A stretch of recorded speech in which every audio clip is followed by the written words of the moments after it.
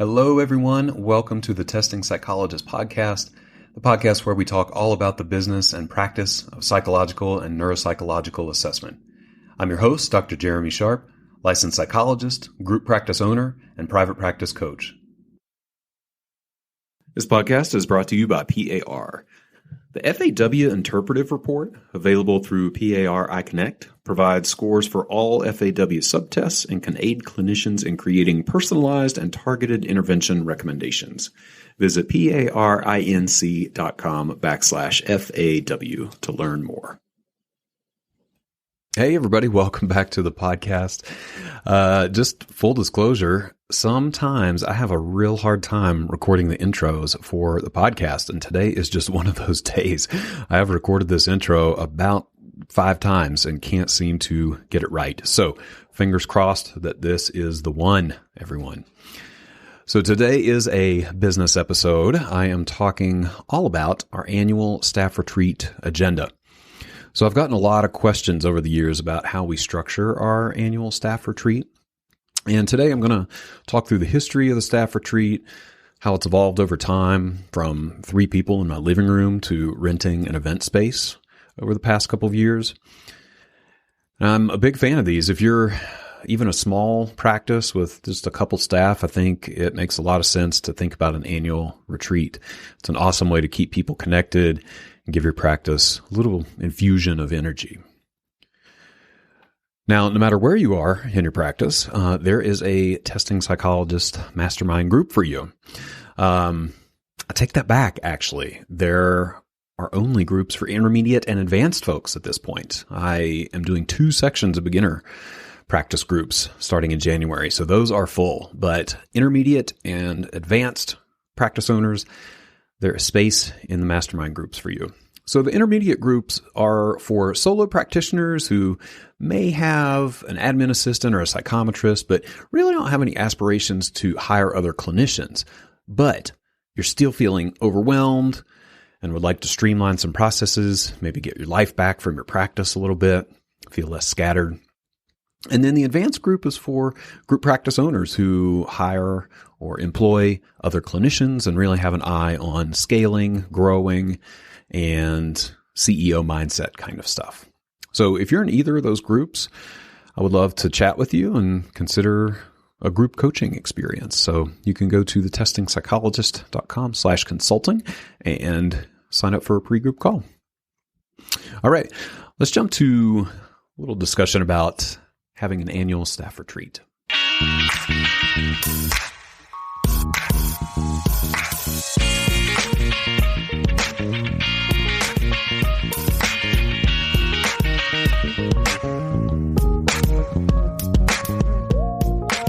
All right, folks, we are back and we are talking about staff retreats.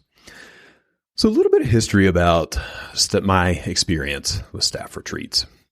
I was really fortunate when I first started in private practice. A local group who had been together for 25 or 30 years was, for the first time ever, looking for a new psychologist to join their group. So this was a group of folks who were 65, some close to 70 at the time, and the first member of their original group retired, and so they had an opening.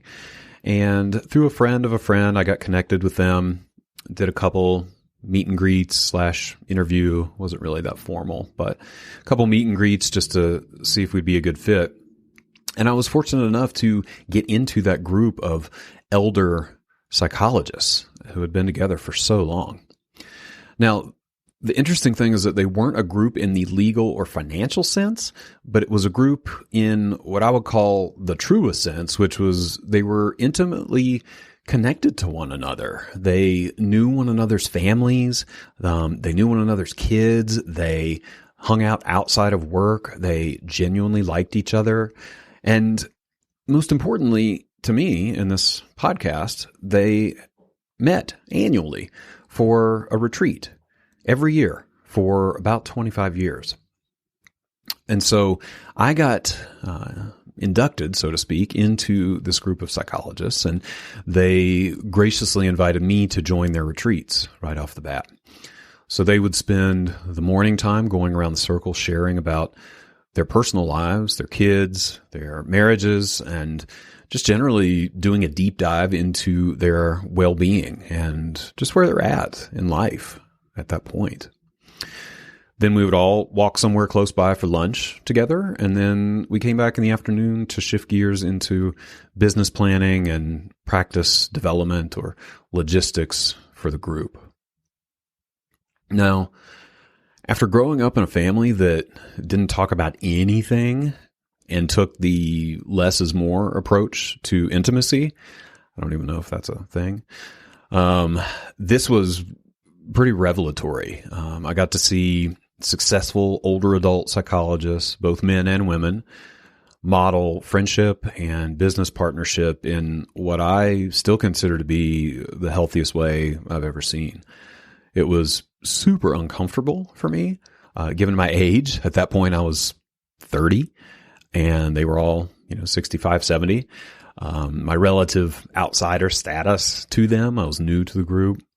And just generally being a kind of introverted person who doesn't talk a whole lot about my feelings unless really pushed, it was uncomfortable. But it was life-changing as far as business management and how to navigate professional relationships in a really personal, intimate way. So when I branched off on my own, I took this model to our practice as well. Initially, we retained the same model. Everyone would gather at my home. So this was first in my living room. We had, 3 of us on my couch, the sectional, and then we moved eventually to our back patio where there was a little more space. And we would spend the morning in a circle, sharing as much about our personal lives as we were comfortable sharing. Lunch was typically catered, and then we would spend the afternoon in business development. So this model worked well up to about 10 or 12 employees. After that, we had 1 or 2 years where we tried the same model, but the personal circle in the morning started to feel like a lot for most people. We were definitely connecting and sharing, but people somewhat jokingly / not jokingly started calling it the trauma dump and crying time and things like that. So I started to get the message that maybe this was not the right way to do things. People were talking about emotional hangovers and vulnerability hangovers and that sort of thing. So that was a signal to change things up just a bit. Which brings us to where we're at right now. Over the past 2 years, we've rented a local event space in our downtown area for our annual retreat. We do it in late September or early October when folks can still hang out outside and get some sunshine throughout the day during breaks. And we do a happy hour afterward so we can sit outside if we want. This particular space is gorgeous. It's got wood floors, big windows, high ceilings. It is on the second floor of a really popular local restaurant, so they end up doing the catering for lunch. So it's a great venue.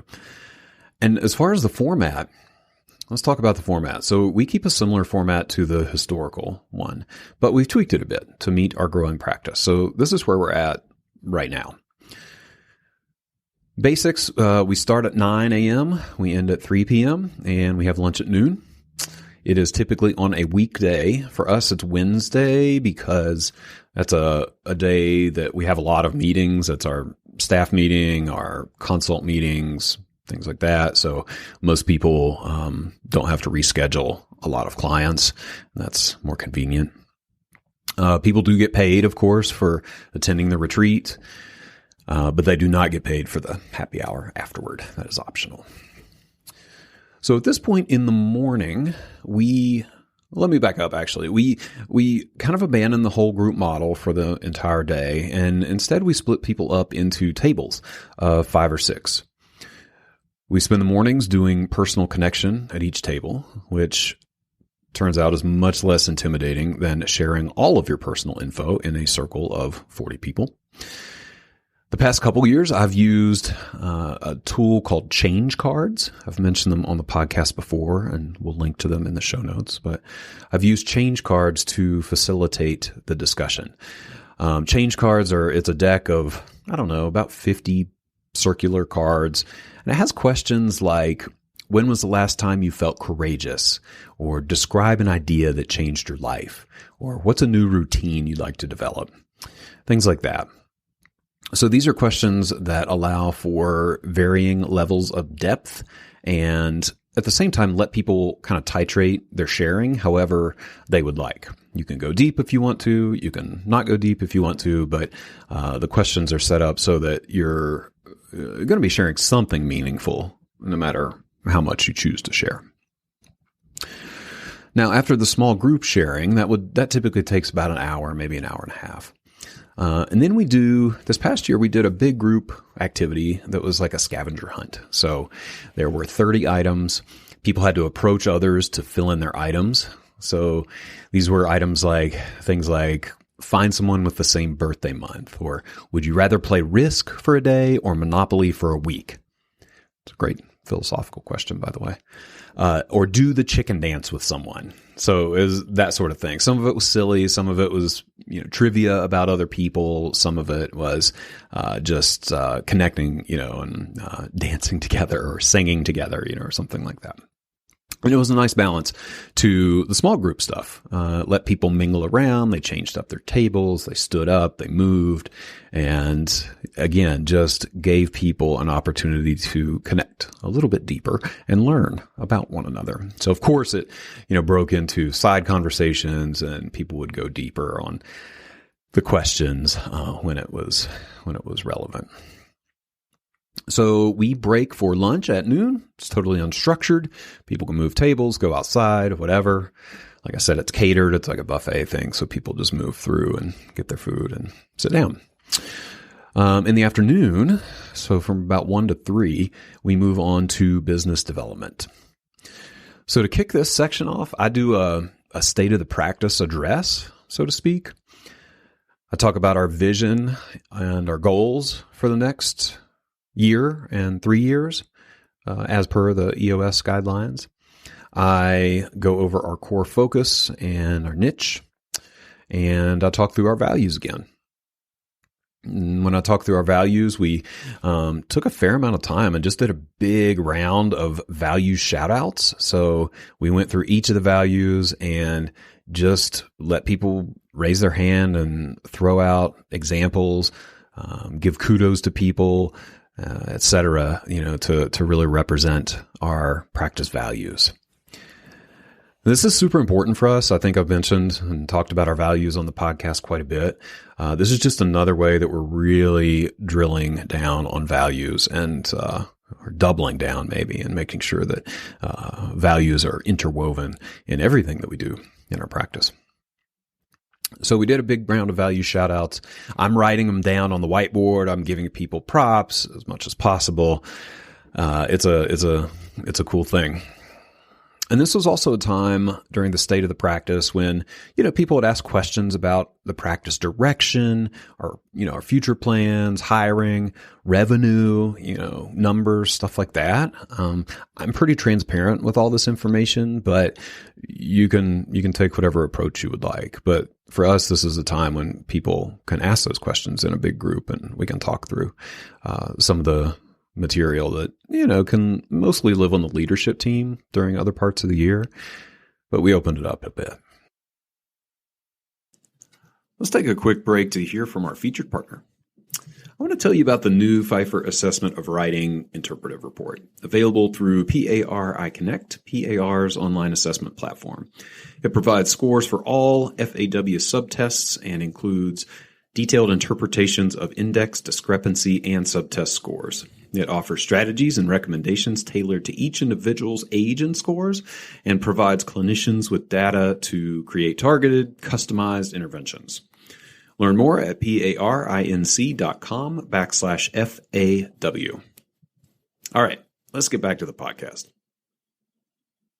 Now, after that, we assign each table an area of our practice to focus on. So one table might have admin, one might have billing, one might have testing, counseling, training, groups, each area or department in our practice. And then they get 15 minutes to brainstorm all the things that are working well. They write those down on a big sticky notepad, one of those like 2 by 3 foot sticky notepads. And then they get 15 more minutes to brainstorm all the things that could change or improve in that area. And again, they write all this down, kind of 2 columns or, top section, bottom section. Write all of it down. Then we go around and we have folks present their ideas to the group. Both sides, what's working well and what's not working well. Now, as someone who wants everyone to like me all the time and has had to work on building my tolerance for anything that even resembles not totally liking me all the time, this can be, people are pretty honest with what's not working, and I'm grateful for that, and had to do a little development over the years to be more okay with that. But at this point, people feel comfortable saying whatever they want. And again, I am paying attention to what people are saying. Any ideas or positive things or ideas for improvement that gather a lot of attention or snaps or applause or whatever, it gets written down and recorded, and then we translate it back over to the appropriate department's meeting agenda for future discussion after we kind of get back to real life in the practice. So just kind of gauge what people have a lot of energy around and make sure to keep track of that. And then we wrap up. We typically, we do like a little raffle to give away some small gifts, and just do any housekeeping that we might need to before we wrap up. Then we end around 3, and we have always done an optional happy hour afterward for anyone who wants to stick around and decompress. So that's our structure. It has worked well. Like I said, we've tweaked it over the years, but that's where we're at currently. So a few notes and things that I've learned over the years as we have done these retreats. The first thing is that people really enjoy the time to connect with one another, and they just need some prompting to go deeper than day-to-day conversation. They just need permission. I will never get rid of that morning personal connection part because it seems to be very valuable for folks. Second thing is we've been very mindful about seating arrangements over the years, especially the past couple of years, to make sure that supervisors aren't seated with supervisees. Hopefully, no one is seated with their direct boss. We try to mix up the tables so that every table has one representative from each department. So we have an admin person, a testing person, a counseling person, a leadership team member, pre-licensed person. So we just try to mix it up, to give folks an opportunity to connect with others that they may not connect with on a day-to-day basis. That has also worked well. I think that folks tend to leave the retreat feeling more invested in the practice and more involved in the direction of the practice. Typically our leadership team drives a lot of decisions. So it's nice for everybody to be involved in what stays, goes, and gets developed. One thing I've learned is that I should have transitioned to an event space much, much earlier. Even a small private room in a restaurant would have been easier and more convenient than my house, or we did a public park, during COVID. It's just really nice to have everything taken care of by the space, the catering, the food, everything like that. And they do the setup, the cleanup. It's really nice. And it lends a little more legitimacy to the event, and it makes it feel a little more retreat-like. Just getting out of the office. That is one thing I've never done it at the office, and I never would do it at the office, simply because I want people to get out of this space and have a little distance.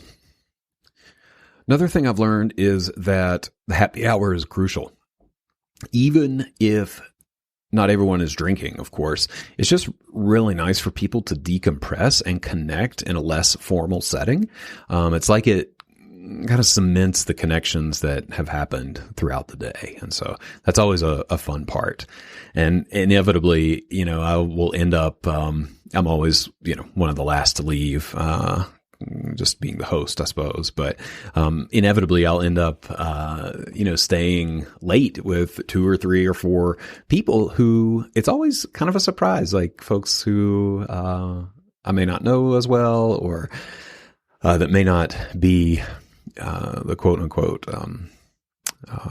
extroverted folks in the practice. I'm not sure what that is, but there's always a nice mix of people, and I always get to know someone more than I did previously.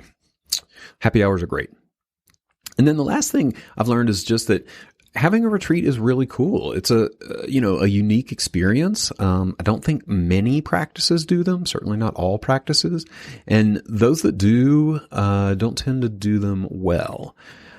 I can't claim to be an expert in hosting a staff retreat. As you can tell, this agenda is, I think, relatively straightforward. It's not revolutionary by any way. But our format seems to work well, and people appreciate the balance of personal and business and the opportunity to participate in both sides of things. So if you are thinking about doing a retreat or would like to have a way to have your staff connect in a little different setting or a little different way, I am a big fan. I'm a big fan of doing a retreat, and you can get in your head about it and try to make it perfect, but ultimately it's just great to bring people together and, like I said, give them an opportunity to connect with one another and anchor back in to the business. All right, y'all. Thank you so much for tuning into this episode. Always grateful to have you here. I hope that you take away some information that you can implement in your practice and in your life. Any resources that we mentioned during the episode will be listed in the show notes, so make sure to check those out. If you like what you hear on the podcast, I would be so grateful if you left a review on iTunes or Spotify or wherever you listen to your podcasts. And if you're a practice owner or aspiring practice owner, I'd invite you to check out the Testing Psychologist mastermind groups. I have mastermind groups at every stage of practice development: beginner, intermediate, and advanced. We have homework, we have accountability, we have support, we have resources. These groups are amazing. We do a lot of work and a lot of connecting. If that sounds interesting to you, you can check out the details at thetestingpsychologist.com/consulting. You can sign up for a pre-group phone call, and we will chat and figure out if a group could be a good fit for you.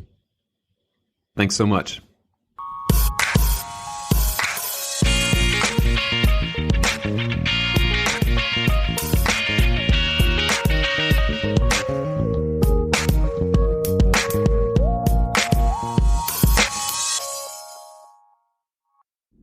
The information contained in this podcast and on the Testing Psychologist website are intended for informational and educational purposes only. Nothing in this podcast or on the website is intended to be a substitute for professional psychological, psychiatric, or medical advice, diagnosis, or treatment. Please note that no doctor-patient relationship is formed here, and similarly, no supervisory or consultative relationship is formed between the host or guests of this podcast and listeners of this podcast. If you need the qualified advice of any mental health practitioner or medical provider, please seek one in your area. Similarly, if you need supervision on clinical matters, please find a supervisor with an expertise that fits your needs.